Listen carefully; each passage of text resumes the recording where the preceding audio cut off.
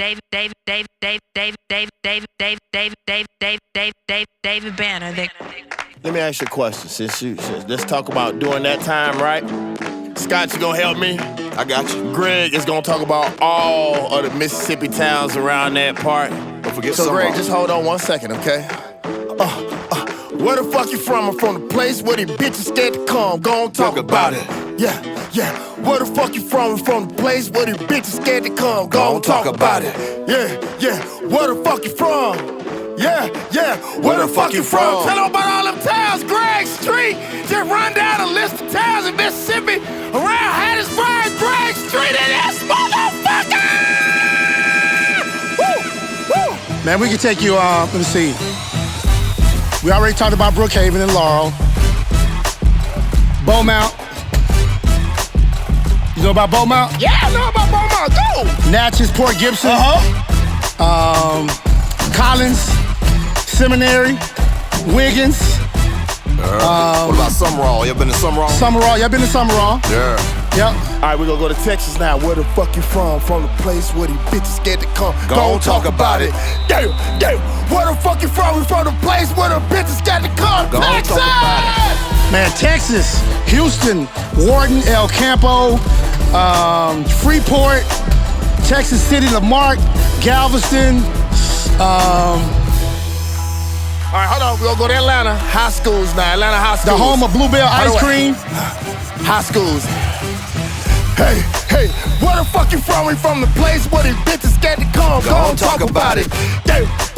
Where the fuck you from? We from the place where these bitches scared to come. ATL. ATL schools? Yeah. Wow. I thought you wanted to go to Mississippi, Alabama, Texas, and ATL, but we can do ATL. All right, well, go ahead. Let's go. We're gonna do ATL. You got Mays, Thurl, Doug, Carver. These are ATL schools. Then on the south side, you got Riverdale. You got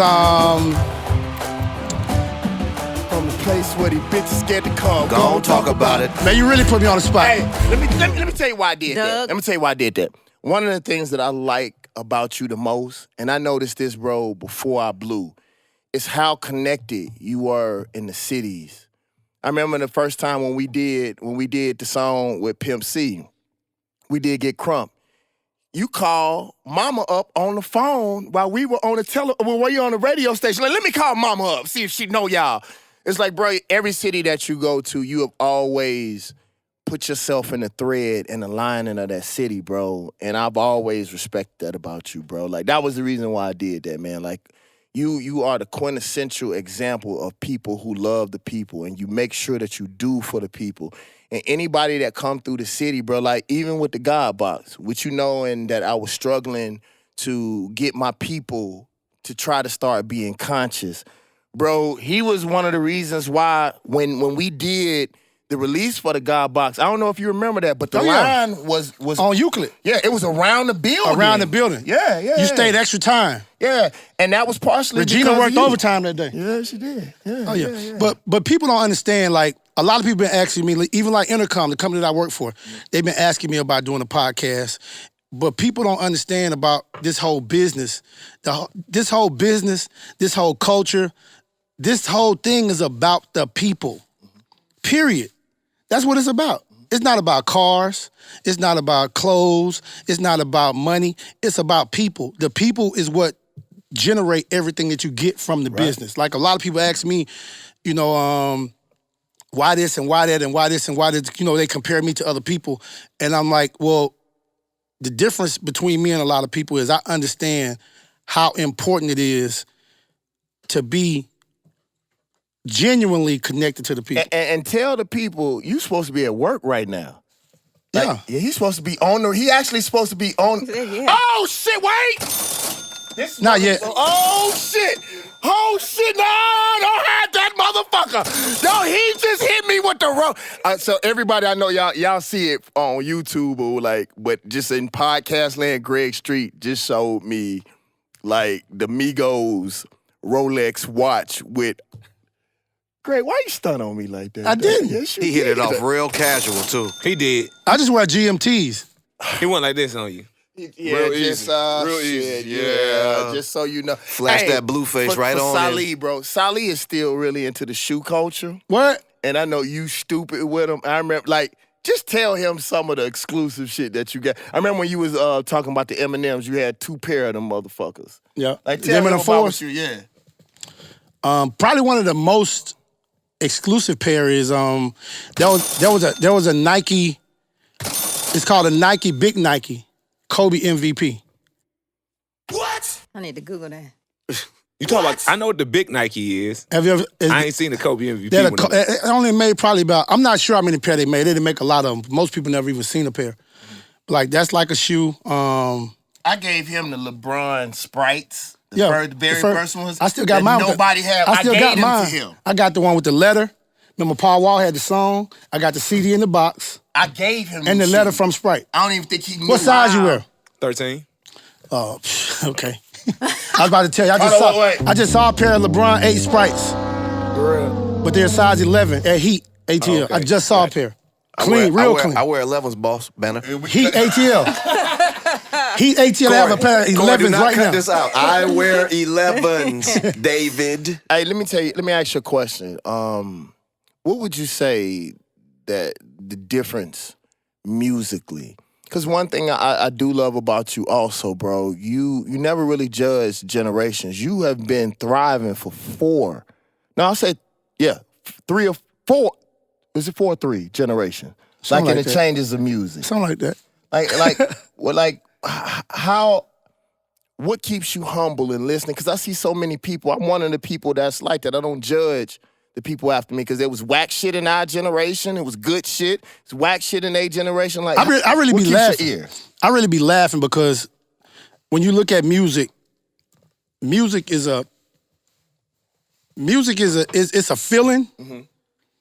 But like when you see people trying to rap, you hear people say the music business. Mm-hmm. There is something really called the music business for people who don't understand it. And what I mean by that is, on the business side, the business side will constantly evolve and revolve, and the music side will constantly evolve and revolve. Like you hear people talk about the mumble rappers and the one-hit wonders. We always had them. Yep. You got a lot of artists who put out 45s who never had an album. Can I tell you something that happened one time? I was on a New York station and they was talking shit about the Yin Yang Twins. Hold right? on, before you say that. All right. Before you say that, attention, all New York hip-hoppers. All New York hip-hoppers. One of the biggest songs from the beginning of hip-hop was a song called Freedom. That song, that original song, was recorded by a band that went to Jackson State University. Yep. And my uncle was in that band, Freedom. The band was called Freedom. The song was called Get Up and Dance. My uncle was in that band after that song, but my uncle, Robert Curtis, he was in that. He was in Freedom. Shout They out used to Jackson State. They used to come and pick him up in the van in front of our house. He stayed with us. But a lot if you've never driven to Mississippi, And that's like one of the top 5 most sampled horn breaks in hip hop history. and if you've never been to Mississippi, when you cross the state line, the signs say Mississippi, the birthplace of America's music. Contemporary music. But what I told motherfuckers is when they was talking about the Yin Yang Twins, I said, "What about Flavor Flav?" Motherfucker couldn't say nothing. I was like, "Bro, we've always had this." The same always thing. The it's same thing with the thing. feminine shit Right. too. We've always had cats dressed flamboyantly in music. That's nothing new now. We just older and we see it different, but And they market it harder now. yeah, they do. Because market harder. because Yeah. of social media and the internet. Right. So, Greg, in closing, let me ask you this, bro. There was any advice, bro, because you've been able to transcend the test of time. No, before we go. No, before that. Let's go back. Bro, you were somebody who knew Pimp C like I knew Pimp C. Just anything from a historical standpoint that you want to talk about as it pertains to Chad, bro. Man, Pimp C was very misunderstood by a lot of people because, he was a And now I can say this. He was one of the funniest motherfuckers on this definitely. planet, period. Yeah, man. Man, she had big titties, man. Man, just tell me, man. When we did the documentary for BET, I actually went to Port Arthur. I went to the school. I saw the teacher. I interviewed the teacher that taught him chorus. People don't know Pimp C used to sing in the chorus. You remember I told you that? Yeah. Most of the stuff on the UGK He's album, singing. most people didn't know. That was Pimp C singing. He didn't like people in the streets to know Pimp C could sing like a fucking bird, dude. I'm talking about like anybody in the church, Pimp C could sing. He could sing, actually. Yeah.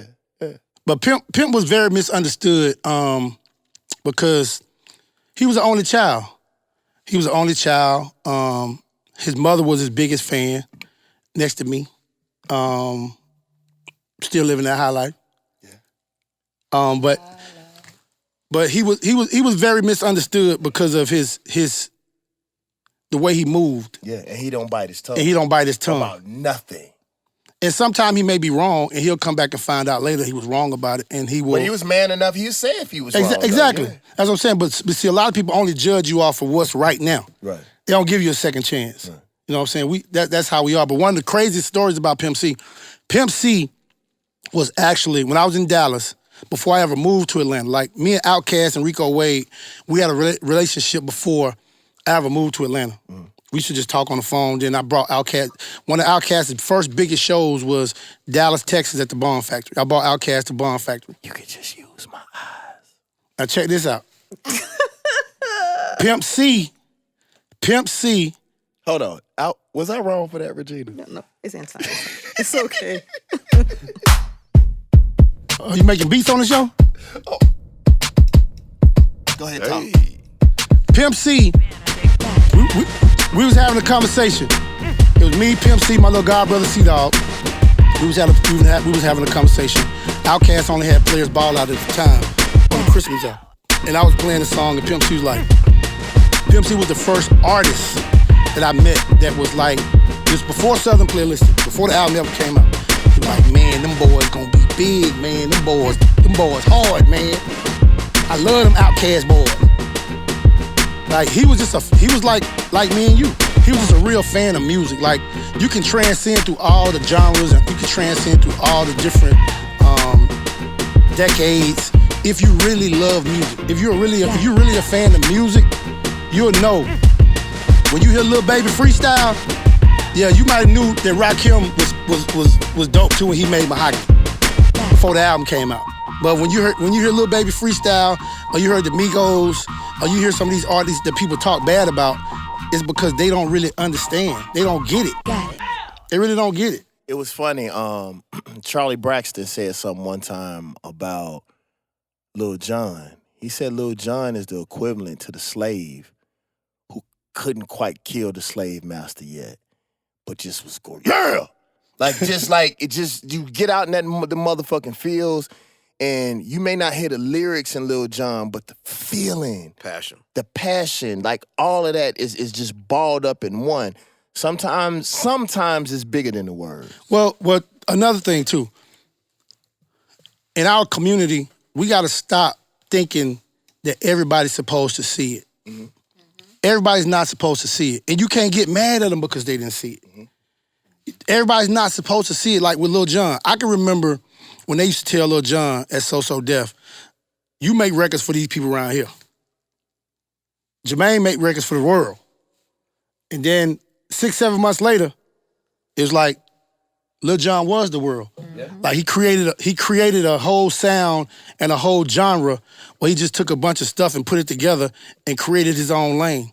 And sometimes when you're doing a certain thing, it's like for the person who came up with the idea to do the video podcast, like somebody who's big in TV might say, well, you know, that's not NBC quality. Mm-hmm.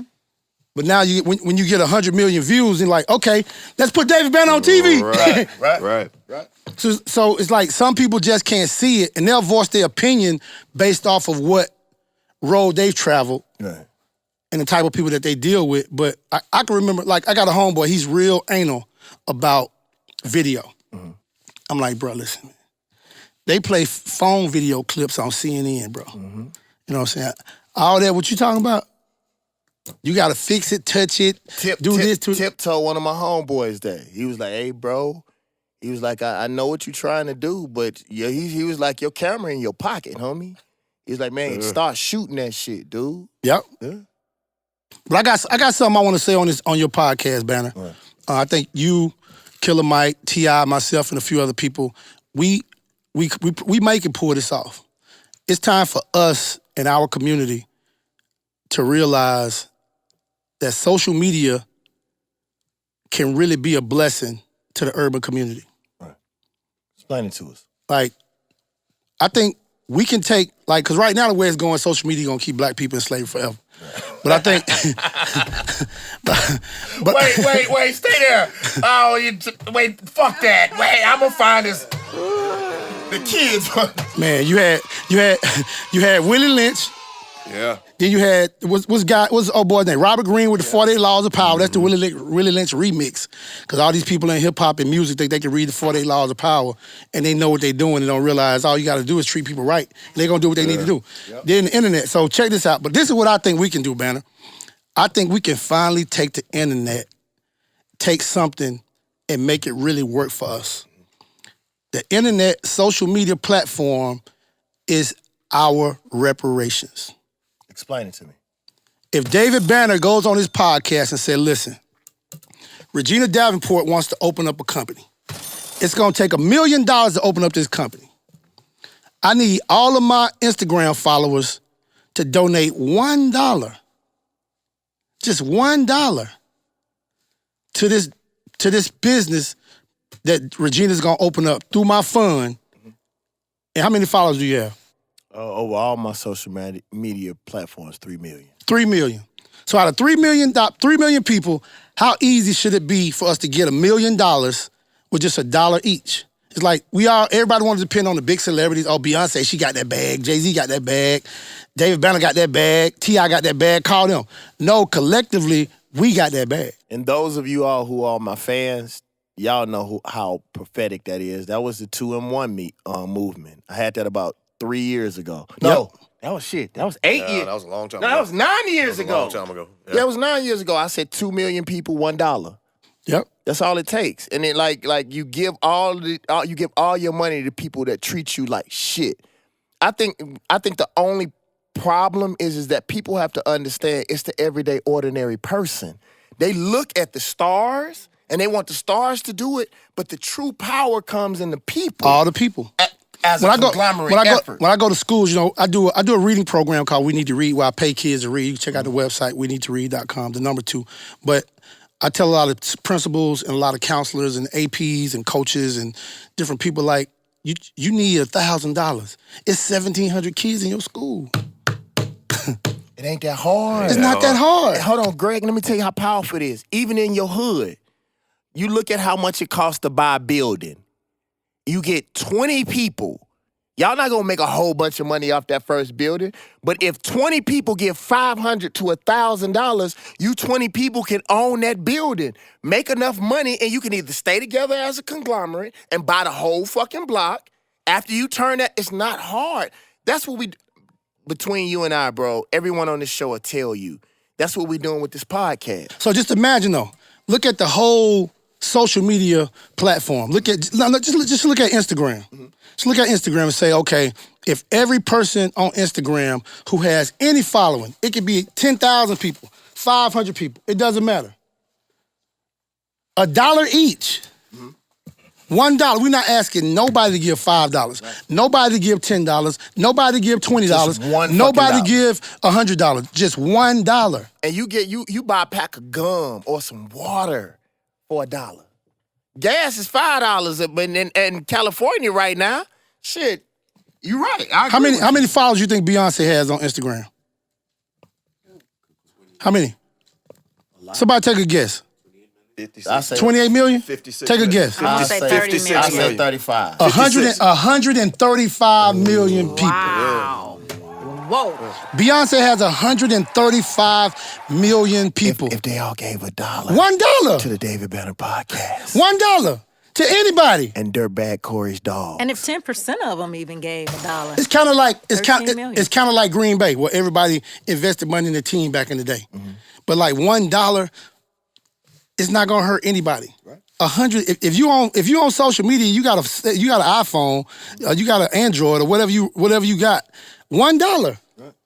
So I think we need to set up a platform like a Cash App or PayPal or whatever, and where we could take this money, get an accountant to tell us how they could donate this money and go around the taxes, put it directly in the bank into a fund so we could fund projects buying buildings, opening up, starting businesses. And we can't worry about, well, I gave $1 to David Banner and What do you do? he ain't give me no shout out. Man, I remember like what I did with my 2-in-1 movement. Shout outs are $2. What I did with my 2-in-1 movement, I got every artist that I was producing at the time. And on this album, it was called Sex, Drugs, and Video Games. It had 2 songs from Chris Brown. I remember that. 3 songs from Wayne, like everybody that everybody loved. And I said, just give me $1. You can have, and that was during the time when I said I was gonna stop the bullshit. But I'm gonna, this is how I looked at it. I remember when Andre 3000 said he wasn't gonna rap that way no more, but he didn't get those records to his fans. I said, I'm not gonna rap like this no more, but I'm gonna give all these records to my fans because I know they love that person. So here's all of them. Just give me $1. And I was like, if 2 million people gave me $2 million, I could shoot a movie. Then from that, y'all could do whatever else y'all wanted to do. And the problem is that a lot of us hate self so much, we'll give all this money to Louis, to Kraft cheese, to The thing what you drinking? Fiji water. I never did post it, but I made a video when the whole thing was going around about the top 50 rappers. And everybody was debating that. What are the top 50 companies that make the most money off our culture? What are the top 50 companies that everybody in hip-hop spend their money with? And I guarantee you, none of them have nothing to do with hip-hop. Right, and I tell you what, not only what are the top 50 companies, but specifically, who is the CEO? Like, who is the CEO? I think in any situation and this is what I do like about the children in their movements. When they talk about these crackers that's killing our innocent kids, they have stopped saying these crackers. And they be like, John Wick that works at Cheese R Us, and his phone number and where he works is right here. Like, we specifically have to be gender specific about the people who we are talking about or what we want to do or the numbers that we want to hit and be totally transparent with the people. You bring up a good point about us being our own self-haters because people will grill you. I remember when they were grilling you endlessly about what you were going to do with $1.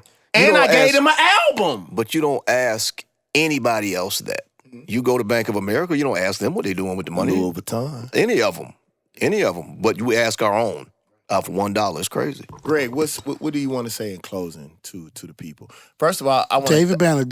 I want to thank you, man, for always, bro. You done had the same number. Oh yeah, I don't change my. For how many years? I've never ever changed the phone. I've never called a cell phone company or Bell South or AT&T anybody to ever. I don't even know how to change a phone number. I don't even know how to call them and tell them, hey, change my phone number. The thing that I want to say about you, and I was telling Lee the reason why it was so important to have you on my podcast, is because there's never a time that you didn't pick up my phone call. When shit was before I was big, to when I was big, to when shit got tough, to when I came back again, to when the movies. Just like Regina, you have always been the same, bro. So like now, I want the world to know who you are. And I don't think, especially as far as culture is concerned, and I know that but speaking of that, a lot of us might not know the history. Right. So can you give us a little quick brief of some of the artists that you put on? That's what I was trying to get him to do. He didn't want to stunt early. But He's y'all don't stunted on that Rolex. Let's get into but the y'all resume. But y'all got to understand something. To help an artist is to do your part to help an artist. It's like I want all the DJs to understand something. I want all the DJs to stop saying, I broke this artist. Because if David Banner had a plan, or Regina had a plan to say, hey, I'm about to go take this record to Greg Street. I'm about to call Greg Street, tell him to listen to this song. She played a part in it. She had the idea. You know what I'm saying? So it's a collective. It's a conglomerate effort. It's a conglomerate effort of everybody, from the engineer in the studio to the person who made the beat. Shout out Stan Branson. It's like DJs got to get off of that. Like I've grown into a space where, to me, that's not even important anymore. Like, because all it does is get a whole bunch of people to running up to you thinking, hey, Greg Street play my record, I'm gonna be out of here. No. That's not how that works. You still gotta do the work. You still gotta do the work. Like, you know, when R.I.P. to DJ Nando, but I used to tell Nando, we used to have these conversations all the time, like, you were very instrumental in Jeezy's career, but Coach K, Jeezy, everybody, Clem, Carbon 15, Shakir Stewart, what's my man, Blood Raw. What up, Blood Raw? What's my man name for Fourth Ward? Slick. Slick Puller. Yeah, Slick Puller. Like, all these people played a part. Can I do that one more time? Yeah. All these people played a part. Like Coach K will tell you the story. Do you know what Jeezy got the ad-lib from? Where? The year ad-lib from? Where? Pastor Troy. Can I do one thing real quick? I know I didn't do it as. He did the Yale too. Really? Yeah. Do it. Yale. Pastor Troy, yeah. I don't do it. I can't do it. But I'll come back and we'll get, like, you caught me off guard. Like, you called me yesterday, man, I need you to be here. Yeah. Hey, so I moved a couple things around, got here a little late, but. Let me tell you though, seriously though, got G, it, Greg. on behalf of not just me, but the David Banner podcast, I thank you, bro, for all of the things that you did for all of us. And you, and I know at the time y'all were competing stations, but you, Jerry Smoking B, Rob, Mac, like all of those types of people who never really. But they had radio stations. They weren't really no competition. Hey, man. I cannot. Hold on. Now, that was a stunt. What was the stunt? What'd I do? You said, I know y'all was competing radio stations. I said they had radio stations. They weren't really There no wasn't competition. no comp, though.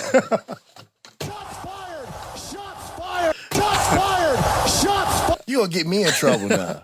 No. You're not going to get in trouble. No, but let me tell you, we did, and I want to talk about this real quick. Because if you gave me a little time, I was going to bring my Heel to Hood t-shirt today. That's what I was about to say. I was just about I to was going to bring my that. shirt today. I was about to say that. David Banner brought all the radio stations together. For the first time in For history. the first time in history in Atlanta, Georgia, we had a meeting with all the heads of the radio stations, a formal meeting to come together to help the victims of Katrina. Right. And this was the first time in history ever that competing stations were on together. Like, the people at Hot came and got on V103. The people from V103 got on Hot. This shit is like gang culture, especially in small towns. Like, I know in Huntsville, the radio station was fighting against each other. Like, they was gang banging. I've been in some of the biggest radio wars in history of the radio game. Right. You know what I'm saying? Houston, Dallas, Atlanta. That's really the part of my career that a lot of people don't really understand. That's like, hold on, I'm gonna show you something, Dave. I'm gonna show you something. So while he's getting it I'm together. about to really flex for you. You about to get so many views off this. All right, go ahead. Cause I can't print this out and show it to you. Right. But I've been in Atlanta since what? Since June '95. Since June '95. Hold on, let me see. David Banner about to go crazy on this. Dirtbag Corey. What is he about to show me, Dirtbag Corey? I'm about to show you something, man. What they say, men lie, women lie. Numbers don't? Numbers don't. This is November. This just came out yesterday. Oh, shit. This just came out yesterday. Shit. Oh, shit. What does that say? 6 to 10? 18 to 34? And you about to show me the shares? Is that double digits in 2019? Hold on. Explain to them what you just showed A 10. me. That's just one. That's 1834, right? Read it, man. You ain't got to. Go ahead. No. Read it. All right, what you want me to What do? that say? Where? Which part? 6 to 10. 6 to 10. 1834. Right. A 10-9. Right. Hold on, we're gonna go up. Okay. What does that say? 1849. Right. And you still pop it. Ooh. 9-1. Yeah? Second place got a what? A 7-5? Yeah. Let me see. Are you doing what you did with your Rolex? Hold on, man. What did that say? 2554. Right. 6 to 10. Right. All right, so before we, 8-8. hold on. Before we leave. Hold I got you. Go ahead. Hold on. I got you. And then we're gonna go on down to the teens. Okay. 25. 25, No, 12, 17. 12 to 17. What does that say? Still double no. 11.7. Yeah. Second place has a 7.6. So what that means, y'all, and us going out, oh, no, that's not what I meant. That no matter what age group that you're in, Greg Street David Banner, Has 3 pumps and a squirt from every demographic Oh my God. of legal age. He got 3 pumps and a squirt. What? 3 pumps and I tell you what, no major market DJ, no major market hip hop DJ, no major market DJ in the country can show you that. Nobody. New York, LA, Chicago, Detroit, Miami, Chicago, Dallas, Houston, Philly, the Bay Area, none of them. Do you have any kids? Call them up. You got kids? Not today. Not that I'm claiming today. What happened? Did they get swallowed? Greg Street. David Banner. Y'all give it up to Greg Street, y'all. Thanks, Greg. And thanks for answering my calls, too. Regina Davenport. I'm gonna tell y'all something about Regina Davenport. Oh shit! Hold on. I'm about to tell y'all something. We're gonna close with this. Okay. I know Gina. I know Regina Davenport is she's probably so high every day. High. So high every smoke day. weed? Not that kind of high. Okay. Let me finish. She might. She probably used to. I don't. I never do. Are you speaking off the top of a terrace? I'm gonna tell you why. Because to have an artist, to work with an artist from a business standpoint like a David Banner, who can collectively not just have all these ideas, but bring them to fruition. Yeah. She probably just so high right now. Because she's probably worked with so many people who thought they knew everything that she couldn't really get a chance to do it. But like we said earlier, this is why everybody's not supposed to see it. Can I tell you a secret between you and I? And hold on, let me make one more statement. Right, because I saw the genius when you did an album, The God Box. Right. And when they said, okay, KP's executive producing the album, I was like, damn, Gina! Damn, Gina! Regina put that together. Gina hooked it up. Regina put both her boys together. Gina hooked it up. Regina's so crazy. high. I saw it. Regina's so crazy. high. I saw it. She make her boys get along. She tell you motherfuckers, get in line, motherfucker. All you motherfuckers, you think you run shit, but this is what I was gonna tell you. I remember, like I told you, when Regina didn't have to help me, she helped me. And I watch all of these people she's helped. I never hear nobody scream her name, with the exception of KP. And I didn't think that was They right. like sisters and brothers. And I didn't think that was right. So I said, Regina, come fuck over my company, and when you get it right, then you go ahead and you run your own shit. Like most people try. I told Lee that. Me and Lee almost got into it. He was like, big bro, I'm down with you forever. I said, no, you not. I said, if I have 100 employees, and then you can go and open up a company with 100 employees, then that's 101 people that we can hire. I don't want to hold people. I want to help them get their own shit. I need to introduce you to Mark Wilson. Okay. Mark Wilson is a good friend of mine. His son is the guy who came up with the idea for the Gathering Spot. Okay. A lot of people don't know that Ryan Wilson from the Gathering Spot actually has a law degree from Duke University. What? Yeah, and he told his dad when he graduated, I don't want to practice law. Me and my friends got this idea to open up this Black City Club. Mm-hmm. And his dad was like, hey, here's $5 million, go do it. But his daddy, I need to introduce you to his daddy because his daddy has a vision to have 10,000 employees by 2020. Okay. He owns Chime Solutions, which is probably one of the world's largest call centers. He's the guy, when you heard all the stuff in the news about the MARTA buses going to South Lake Mall. Right. Well, he's the guy who spearheaded that because he had to have the buses go to the mall because he took the entire J.C. Penney store, top floor and the bottom floor in South Lake Mall, and turned it into a call center. 2,000 people can work there. So in order for these people to come to work, they got to have transportation. But to make a long story short, I really need to introduce you to him because he can really put you on a... When I first met him, he was like, Street, I need you to introduce me to some of these rappers. I'm like, okay, but Shots fired! Shots fired! He was a CEO of Dun & Bradstreet. So he understands business, and he's done business on a whole nother level. He sold a company for like $70 million. Like him and Magic Johnson and Michael Jordan, like me, you, and Regina and KP. They all tight. Play golf together, do business together. But to make a long story short, like for you to say what you just said, you really need to meet Mark because he's one of Atlanta's best kept secrets that most people don't even know anything about. And he probably got way more money than all these rappers. Greg, leaving out, we always get a message from an elder. As far as music is concerned, not personally, but as far as music is concerned, you are an elder. Can you give something to the younger generation? Just it don't have to be about music, but just some wisdom and some guidance. Cause bro, I call you up sometimes 3 o'clock in the morning. And you pick up the phone for me, bro, and lay some of the heaviest shit down. When there was some of the hardest points in my life, when I was like about to say fuck this shit, you gave me some vision. Get a kid some vision for me, bro, as we go out. Well, I told you earlier about the program. Basically, with the We Need to Read program, a few years ago, about 15 years ago, the media just attacked all inner city schools, talking about all the kids read below grade level.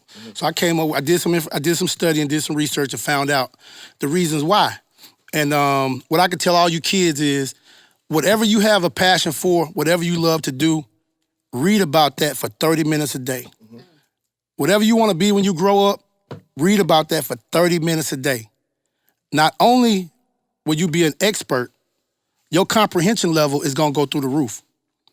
So I tell you to read all the time. So when your teacher tells you to read, even if it's about 30 pages in history, it doesn't take you all day to read it, because most kids will tell you, I don't like to read because it takes too long. Right. It's not interesting. But if you're talented because you've read about what you like, you're going to see those same words in history, science, social studies, and these subjects that you don't like. Right. And But if you start reading about what you like to do every day and you're a kid, it's equivalent to when you watch Zion and these Kobe Bryant, LeBron James, Steph Curry, when they 10,000 hours on draft day, when they say his name, it's because from the time they were 6 or 7 years old, they've been practicing this all their life. all their life.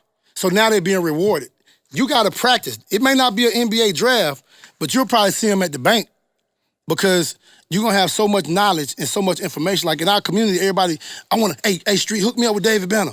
Hook me up, I want to learn how to produce. Hey, man, hook me up with Regina. I want to learn how to run the office. But if you've read about producing and you know about producers and you know about what it takes, you made a few beats, it's just not an idea. When you meet David Banner, you're interesting. Right, and you got something to talk about. Right. Not just something to talk about, but You may have something to contribute. you can have a whole conversation.